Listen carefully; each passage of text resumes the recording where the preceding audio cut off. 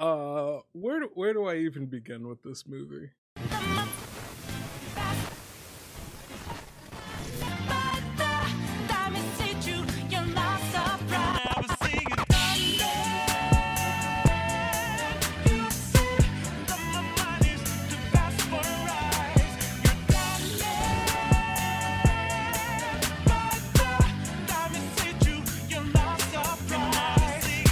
What's up, ladies and gentlemen? It's Daniel here from the Geek Speak Nation channel, and today we're reviewing Zack Snyder's Army of the Dead. To be honest, this wasn't really a movie I planned on seeing all too much. I do enjoy Zack Snyder's films, but this film really wasn't on my radar. But the social buzz around this movie was just so palpable that I just had to go, and I was like, I have to watch this movie, because critics, generally speaking, really enjoyed this movie. It's fresh on Rotten Tomatoes, and that's not normally a thing that happens with Zack's films. Like, well, a lot of critics who review his movies, tend to not be as favorable as the fans who end up watching them, and the audience score tends to be higher. But the audiences and social media were turning against this movie, and they're like, who recommended this movie? It's not good. And I was like, you know what? The debate around this movie is getting so spicy, I have to get involved. Like, I have to know what is up with this film. Like, it just got so insane. I was like, I need to know what's happening. And oh man, this movie it's an experience. It is certainly an experience. Right off the bat, I'm just gonna front load this section with things I liked about the movie, because there's a lot to like about this movie. Because I have a lot of criticisms about it. This is really gonna be more so spoiler filled. But if you want my quick recommendation of should I see the movie, should I not see the movie, I would say watch this film if you have absolutely nothing to do for 2.5 hours. Because there's a lot of sequences in the film that are really entertaining. But if you're looking for a logical film with coherent storytelling, this is not it for you. My best recommendation: get a group of friends together, either virtually or in person. If you're safe, social distancing, all that stuff, and make a drinking game out of it. I think that'd be a more enjoyable way to experience the movie. But that's my general recommendation out of the way. Now let's get to the meat and bones of this. I like Zack Snyder's movies. I really like Justice League. I like Batman v Superman. I like Man of Steel. I think Batman v Superman, specifically the Ultimate Cut, is like one of my favorite superhero films of all time. I really do think Zack Snyder is like a very appreciated to a certain degree of a filmmaker. I know he gets a lot of flack for a lot of the creative decisions that he ends up making, but genuinely he is one of the most inspiring filmmakers to study, as someone who is trying to perfect his own craft in style and sticks to his guns and just tries his best to make the movies that he and if anybody watching this is an aspiring filmmaker or wants to be a part of film or any so part of the industry, I think he really is an inspiring figure of all the things that he's put up with studio-wise, and the battle between the studio and the creative vision. I really think he is an important figure to analyze cinematically, and visually he is a fantastic cinematographer and just regular director as well. He really does handle productions. So I want to get that out the way, in case someone clicks on this video and thinks like, oh, this guy just hates Zack Snyder. No, I've defended his work when it was not popular to do so, before the hashtags started out in his defense. But talking about the good things about this movie, I think a lot of this film really is visually Zack Snyder at his best. There is minimal usage of slow motion and used at the most poignant action-filled moments. I think his pacing when it comes to action sequences, how they're filmed, how they're directed, and the way he carries tension really brilliantly done in this film. And of course, when it comes to iconic montages, there's another montage in here that is fantastic. That's near the opening. That's absolutely incredible. And he has never lost that eye for trying to make the most iconic, most striking visual that he possibly can. And there is a lot of imagery in this film that truly is, to me, very iconic in everything in the way that he films it, and is super engaging when it comes to the action sequences. And even outside of the action sequences, when it comes to the character building moments, which are the moments I have the most issues with in this entire film, end up being so beautifully shot and very well acted that it ends up still being engaging even when I want to tear my hair out with what's actually being said. So in that regard, like, genuinely, this, like, watching this movie, I'm like, man, Zack just keeps upping his game when it comes to the actual technical aspect of being a director. And it genuinely, like I said, it is inspiring to watch, because, you know, despite what gripes I have with this movie, I still think that Zack is growing as a director and continues to do so. And it's absolutely fantastic to watch and see that evolution of him trying out different styles of this in this film, of directing and things that he does with his lenses and his depth of field. So I love it. I love the stuff that he was doing there visually. It really was captivating and absolutely fantastic. And also another thing that I liked is the cast. Some characters have very annoying personalities or stereotypes as the way they are written, but the actors who portray them do it from a very genuine place. The performances are, yes, some of them are meant to be more so comedic than others, but genuinely, when it comes to giving that idea of fright or being the action hero or just being the person who's in danger in general, the acting performances are really well done. I think that everyone involved is trying to not only have a good time and present that off in the film, but there's some moments where emotionally, I was like, oh, okay, cut a little bit of onions in this, crazy zombie movie. All right, caught me off guard with emotions. So, the actors in this film do a really good job. So they do very well with the acting and, of course, the physicality, and the whole entire litany of actors and actresses who portray the zombies in this movie do a really good job, especially one who plays as like the super head honcho alpha zombie, and some of the other ones who plays the more acrobatic ones do a really good job with their physicality and are pretty terrifying. The way they handle the movements along with the choreography of the camera do a really good job. But yeah, just overall, those aspects of the film just really worked for me, and somewhat make up for a lot of the issues I have with this movie.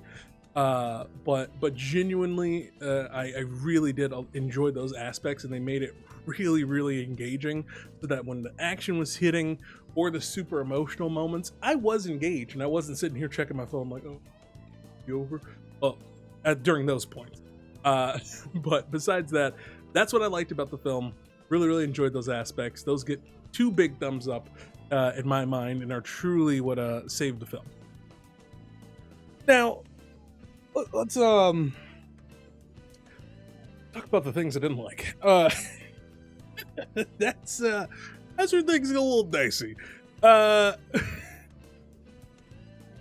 Okay, right off the bat, I know I can already see some of the defense of this film being, look, it's supposed to be a zombie movie. It's supposed to not make any sense. Don't think about it too. Just enjoy the ride. I get that. And I get that. Feel you on that. But that doesn't mean you can just get away with anything. You know what I mean? Like, there's a certain degree of, like, yes, suspension of disbelief for certain aspects and certain action sequences or character deaths. That's to be expected with something that, it's like horror related, or you're dealing with zombies and stuff like that. Like, that's to be expected, that things are going to go wrong in the most silly of ways. But the way the writing and the plot takes itself in order to get to those situations just defy the logic of who these characters are as they're presented to us. And it is just so distracting when characters have objectives that they could easily complete, but they don't because there's 2.5 more hours of the movie left. I don't know. I have no clue. But we'll get back to the writing of this film and the whole entire plot because that is the crux of many of the issues. So I'll just fire off some tidbits of things I don't like, and then we'll get back to that. For the tidbits, this movie is way too long. Why is this film 2.5 hours? And believe it or not, that is the first time I've said anything critical about the length of a Zack Snyder movie. Normally with his films, they get a lot of flack for being very long, but I will sit there and watch a 4-hour Justice League movie and a 3-hour, 10-minute Batman v Superman movie because there's enough content in the film and enough like genuine moments of character building that end up supplementing the runtime and making it feel like it was worth it, and that those plot elements that were injected in there that increase the length of the film in order to give it more of a heart end up being more worth it because you're like, okay, well, you know, I can get with this because, you know, at the end it ends up mattering and it ends up meaning something when it comes to the overall story, right? But this movie, I just couldn't get down with the 2.5 hour. Like, I there's so many characters I was like, you could have cut, or there were so many plot lines that could have been reduced. It was just, the movie was just so long and just meandered so much in the beginning because it had such a fast-paced start for the first 15 minutes, and then the movie just goes to a screech. I mean, just like pulled the emergency brakes and just started drifting, and the car started flipping over. That's how slow the movie was moving after the montage in the first 15 minutes. And to me personally, the montage told me everything I needed to know about these characters, who they were emotionally, what they had been through, how the world reacted to the existence of zombies and how they tried to counteract it. Like, it taught me everything that I needed to know. But yeah, I tell you that runtime, it just it didn't work because it was just so bloated in that section, and there's just so many moments of attempts at humor and attempts at character building that just completely fall flat. The other tidbit that I wanted to mention is, like I said, in the things that I liked, I enjoyed that Zack was trying some different things visually with the filmmaking, which is good. You know, you want to keep experimenting and try to grow your repertoire. But the things he does with depth of field, with a shallow depth of field in this film, bothered me greatly. And by bothered me, I mean literally hurt my eyes and my brain from watching this film, because he does this thing where, let's see here. Let me mess with the focus of my camera. You see how I'm out of focus right now? But you look at my finger and it's in focus, right? So say this finger is a character. What he'll have is the focus of the camera, right? Staying right where it is, where my finger's kind of in focus. Okay, so say that's our subject. And the characters are going to constantly be moving in that little itty bit of focus, and then still be talking to a character like me in the background who's completely out of focus, and never shift the actual focal length of the lens. I gotta tell you, it drove me up a wall. It drove me absolutely up a wall. It was like, I'm sweating. I'm getting so heated about this. But like, it drove me up a wall because what it ended up doing was it was trying to go for like this gritty indie filmmaking sort of thing to give you this natural sense of tension, because the camera's all zoomed in, it's looking at you, people are, you know, getting all tense, aiming their guns, people aren't in focus. So it's supposed to relate that same feeling to us as an audience member, feeling uneasy because we can't get a clear view of what's going on in the scene. But it was utilized way too much in this movie in certain moments in order to try to build tension or emotional impact, and it just ends up hurting your eyes, because your eyes are trying to focus, but the camera's like, no, we're specifically making sure you can't focus on any subject or any piece of the background or foreground in particular in a shot, and it'll be on some random section like in the middle right side of the screen is where the focus is, and the characters are barely in focus with like half of their face, and that includes the CGI tiger with a CGI lens. Or maybe they shot the actual with the actual camera and they just had it in a green screen with like a tennis ball. But I'm like, how is the CGI tiger out of focus too? Like, oh my god, it makes no sense. It just makes no sense. And my room's getting so hot. But look, I gotta stay focused. So that just bothered me greatly, and that's the last little tidbit. I hope he gets out of this phase. I really do, because he tried that in Justice League at the end with the new footage he shot with the Joker and all that stuff with the super zoomed up. It's not working, Zach. It's not working. Please, it's not working. Not working. Okay, let's reel it in.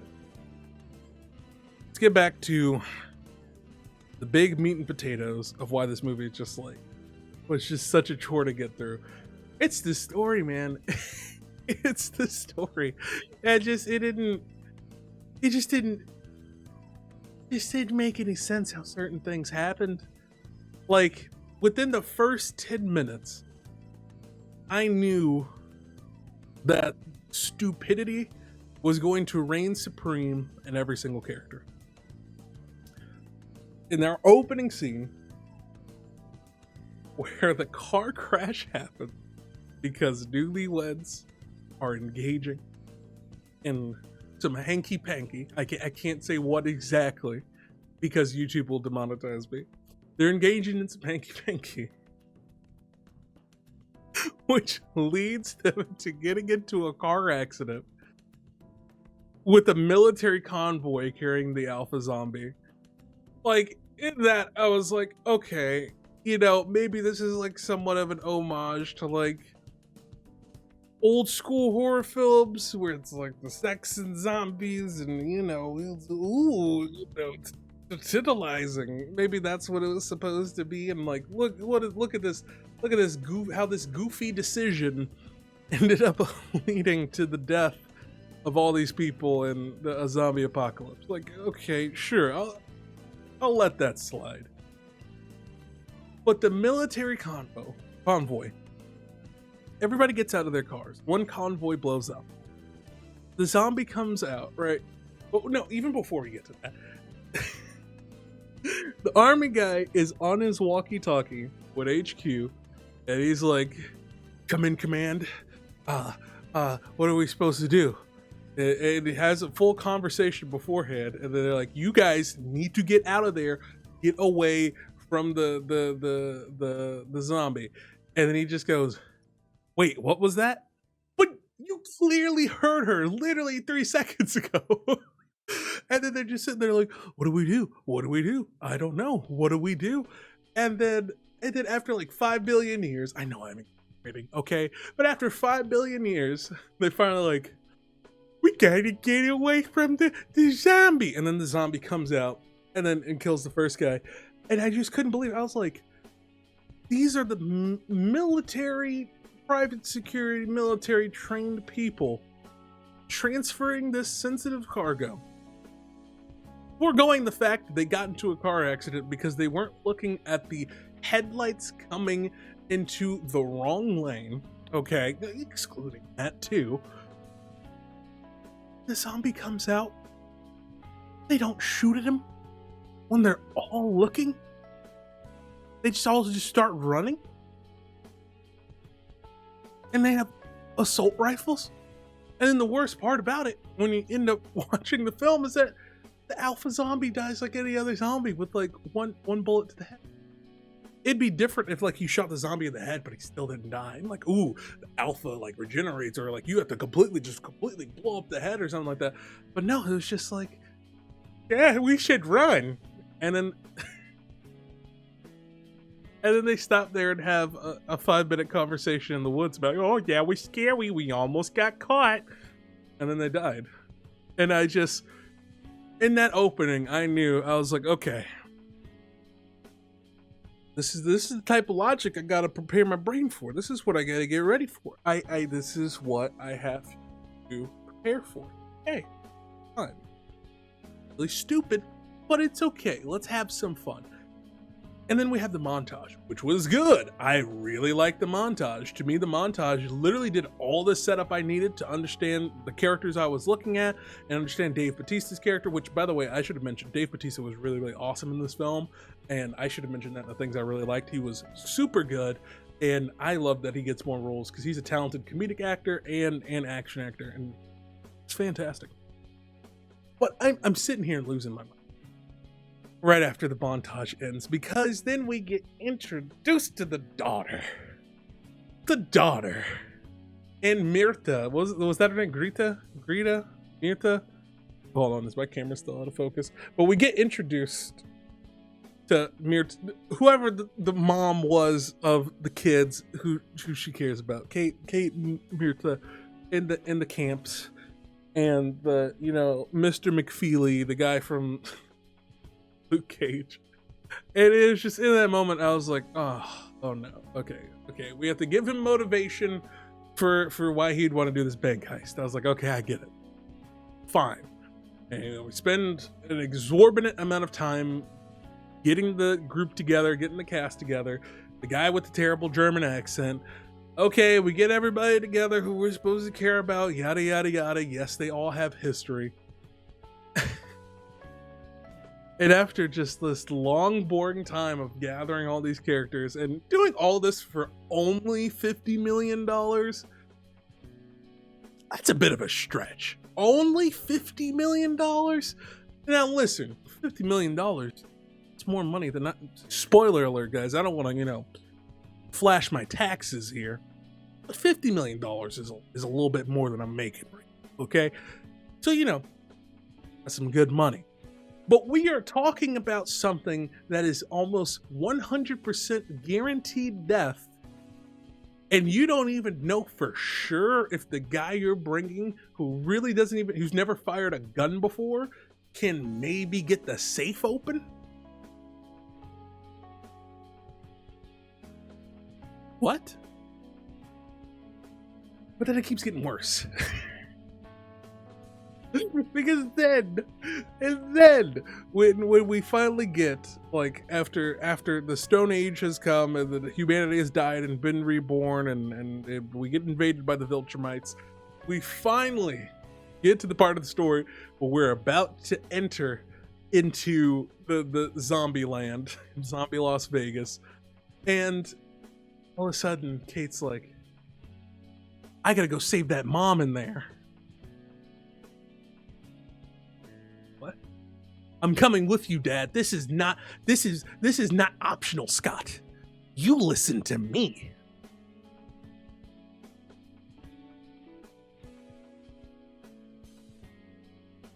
I understand. All right. You got one guy on the team who has no firearms training. Get that. He's the guy who's got to open the safe. No one else can do that. But the fact that everybody looked at this situation and was like, oh yeah, sure, let's just bring this guy's daughter. And everyone thought that was a perfectly reasonable idea. It is mind-boggling. It's absolutely mind-boggling. I was just sitting there and I was like, no, we're really gonna do this. Instead of like having that long 40 minutes of setup just to get in to start doing the heist, and then it's nonstop action, scares, and horror and all that stuff. We're gonna make this a father-daughter. That's what they did, because we needed heart in the movie. And it's unnecessary drama. You can have good drama and emotional turmoil and conflict, because that's what makes good horror, is not only the monsters but the people and how the people react and what are they trying to run from, and who are they trying to save, and who are they when the chips are down. That's what makes horror unique as a medium and what it can bring out of your characters. but you can already have that emotional conflict about having someone there who he wants to protect and save, with the woman who was his love interest, who right before she died all of a sudden was like, yeah, I came here for you, stupid, and I still love you. Instead of having the daughter be cold to him, we could flip or still keep the daughter cold to him, but maybe make the woman who was his love interest more cold to him, to Dave Bautista. And in that way, we end up having someone we emotionally care about. We can have some emotional conversations about, you know, what life could have been, what we want life to be, and what we hope and dream for, and then get our souls crushed when those characters end up dying. Okay, that's cool. That's cool. We can do that instead. But we don't need multiple things of, oh, but there's this guy in the camp. He's totally a diddler, and he's abusing his power, and then also the drama, and then also the safe guy and the guy with the saw. They got to get along, and just too much unnecessary drama that just took away from just telling a tightly knit story. And there's moments that work where you can make that work, like the betrayal of the guy who works for Tanaka and the chick who leads people into the actual camp. Like, you can make those things work to a certain degree, but not in the way that they're presented in this film. They just come off as bloated and just excessive. And I bet you, knowing that it's Zack Snyder, there's like another 30 minutes in this movie somewhere on a hard drive. There's somewhere 30 more minutes of them talking and character building and telling terrible jokes. I won't even mention the jokes because I get it. Humor is subjective and people get upset about that. I didn't personally find the jokes funny. But it was just so much. And it was just so stupid. And Kate going so much out of her way to save this woman because I guess she reminded her of her. That's, I mean, it's never stated, but, you know, I guess emotional subtext, context clues, all that. And then another kicker comes in. As soon as they get there, all they have to do is pull a lever, and then they just open a container, and they're in Las Vegas. And I'm just like, it's that easy? It was that easy to get in? I mean, you get 50 of those zombies, you know, bashing some shoulders and stuff. That just flies right open, and all the zombies should be leaving Las Vegas. Like, it's that easy to get in. I thought it was gonna be something like, okay, you know, there's place that's protected at the base that has a sewer system, and then that would be cool. This movie deserved a sewer scene. You know, you go through the sewers and it comes up, and you open up this manhole, and then it gets you inside. Like, that's what I thought it was gonna be. But the fact that they just had to walk to the side slightly and just open up a container, I was just like, okay. I mean, okay, sure. I guess if it's that easy. And you'd think that they would have more people stationed there, considering that it's going to be destroyed very soon. So people might try to act up. People might try to make some last-ditch effort to save somebody, or people might get stupid and try to, you know, collect some samples of zombies. Like, it just didn't quite make any sense. And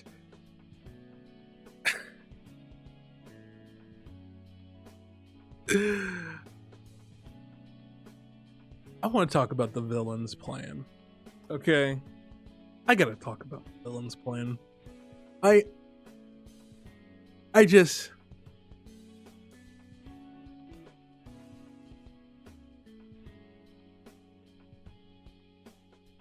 After he cuts off the Queen Zombie's head, he is standing by the same container that they walked through. And last time I checked, when they walked through, there was nobody on the other side to lock the container door.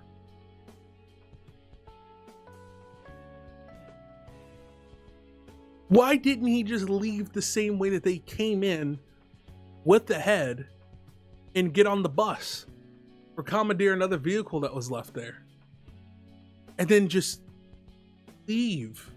Because he would have had more than 24 hours or whatever. He would have had more than enough time to drive out of town. Why did he need to stay and pretend to do the rest of the heist? Because I'm sure that chick would have had another way to get out, maybe, but even if not, well, technically they would have to have another way out. Even if that container door was locked, after they close it, she would still technically have to have another way out in order to get out of Las Vegas. Because if not, how did all those other times did she get through the container unless she had a partner who locked the door and opened the door behind her? Like they could have just left. They could have just left.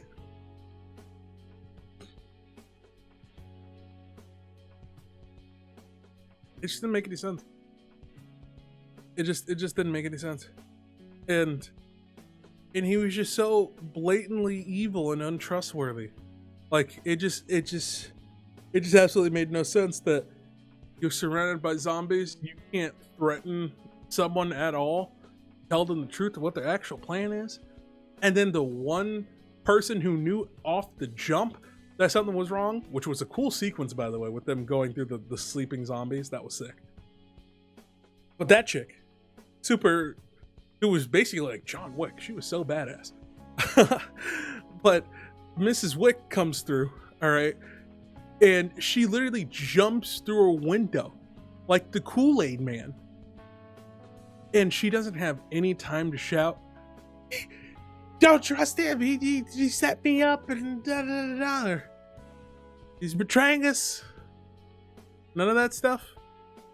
Like, she didn't have any moment to say anything. And then on top of that, the YouTuber, the vlogger, I just call him the vlogger. The vlogger is sitting there holding his AK-7U sideways. And you're telling me that he couldn't have used any of those, let's be gracious, 31 rounds in that submachine gun to fire at a couple of zombies to help her out before they dogpiled her? Like, it's just so many moments like that where it just doesn't make any sense. Like, come on. All it takes is a little common sense. And then he's helping these people out. I'm like, dude, if she can take down 30 of them with a switchblade and an empty gun, you can't take out the 5 that are behind her with a submachine gun with a full clip? Like,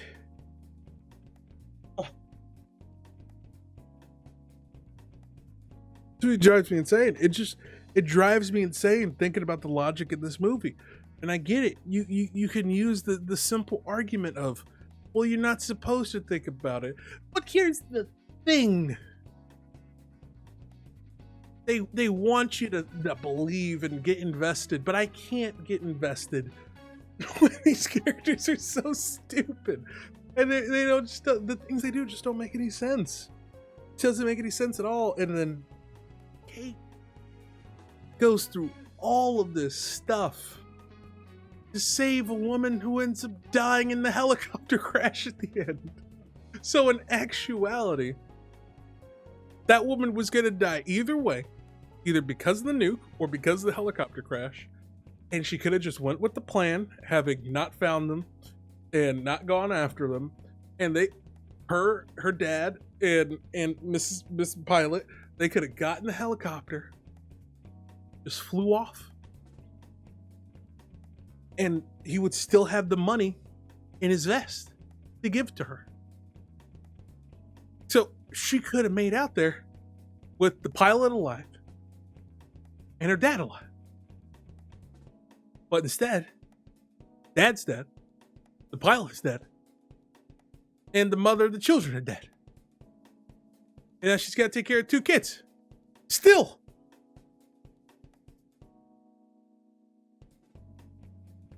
What was the point? What was the point? And we didn't even see her die. Kate's whole mission is saving this woman we went through 2 scenes with. And then she just dies in the poof of the helicopter crash. We don't even see the body. I just don't get it, man. Don't get it. There's just so many moments like that that were so stupid. There's just so many moments. And then I think the part that just truly takes the cake. Black guy.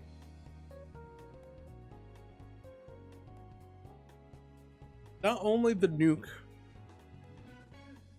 not destroying the safe, not only the debris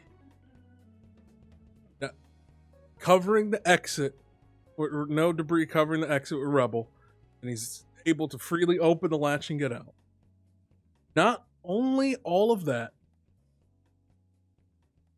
you're telling me this man walked out of Las Vegas post-nuclear explosion.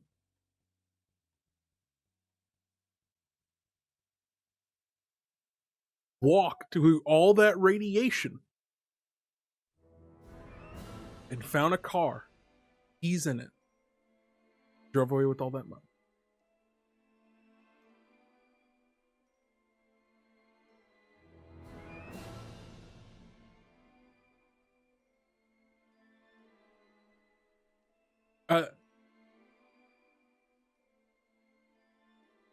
Just flabbergasted. I mean, if you just watch Chernobyl on HBO,